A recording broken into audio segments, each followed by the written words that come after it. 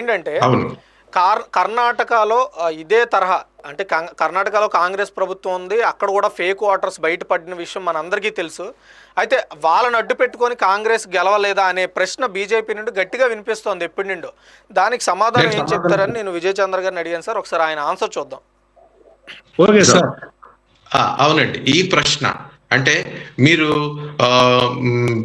తెలంగాణలో గెలవలేదా, లేకపోతే కర్ణాటకలో గెలవలేదా, లేకపోతే కాంగ్రెస్ పార్టీ అధికారంలో ఉన్నటువంటి రాష్ట్రాల్లో మీరు ఎలా గెలిచారు అనేటువంటి ఒక ప్రశ్న బీజేపీ వారు లేవనెత్తుతున్నారు.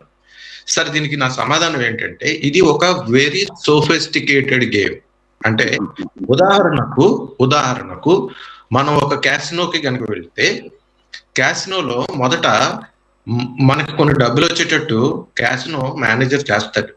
అది చేసిన తర్వాత డబ్బులు మనకు వస్తున్నాయని చెప్పి మనం ఆడడం కొనసాగిస్తాం.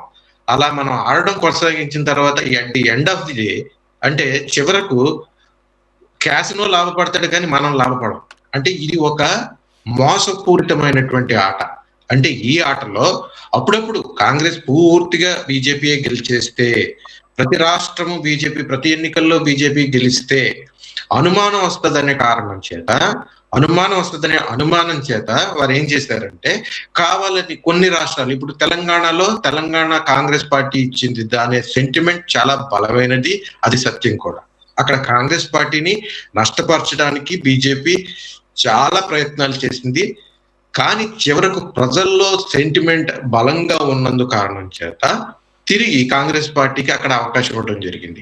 అలాగే కర్ణాటక ఎన్నికల్లో కూడా మార్చి అంటే కొన్ని రాష్ట్రాలలో కావాలని చెప్పి కాంగ్రెస్ పార్టీకి అవకాశం ఇవ్వడం, ఆ తర్వాత మిగిలిన రాష్ట్రాలలో వరుసగా 4-5-6 రాష్ట్రాలలో బీజేపీ గెలిచే విధంగానే వారు చేసుకోవటం. అంటే ఈ ఓట్ చోరీని ఉపయోగించి ఎన్నికల కమిషన్ ని, వారి విధి విధానాలని, అలాగే వారి యొక్క ప్రణాళికలన్నింటినీ వాడుకొని గెలుస్తుంది అనేటువంటిది మా యొక్క ఆన్సర్. సార్ విజయ్ చంద్ర గారు ప్రశ్న,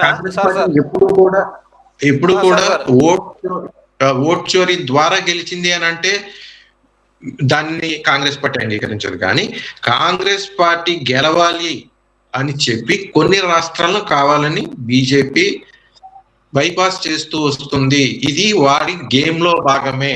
కానీ ఇది వాస్తవానికి కాంగ్రెస్ పార్టీ దొంగ ఓట్ల ద్వారా గెలిచింది అనేటువంటిది వాస్తవం కాదు.